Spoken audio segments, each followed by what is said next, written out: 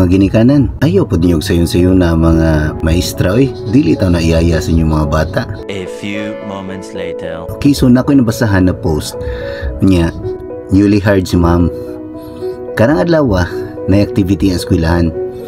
Then ay usa ka parent nga namalhin sila og boarding house. Nikontak ang mama sa teacher kay ang iyang anak wala may cellphone, so gipahulam sa teacher og cellphone ang bata. Nagteksanay ang bata ug ang mama gamit ang cellphone ni ma'am. Nagsabot sila nga mag-abot sila sa lugar kung asa sila kuhaon sa iyang mama. Nilakaw ang bata kay gipahulam naman man mag-chat, man nag-communicate. Pagkatapos ni chat ang mama kay wala day ngadto ang bata pagadto sa mama. Kunya wala na pud ang bata kay nilakaw na ang bata. So kung gusto sa mama karon, apaso ng bata kung napa ba siya ngadto.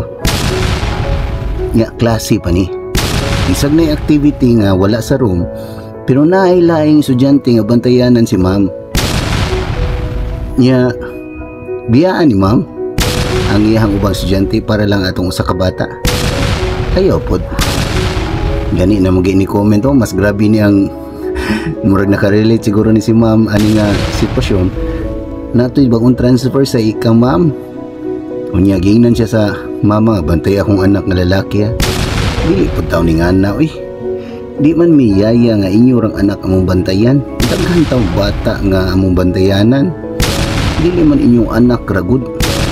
Nung dumi nami 35 hantod sa 45 kay estudyante kada room. Dili inyo rang anak among bantayanan. So palihog dili po taon nato nga naon ng mga teachers nga mura na lang naon og inyuhan na lang yung bata among bantayan ba. Dili intaw ni nga na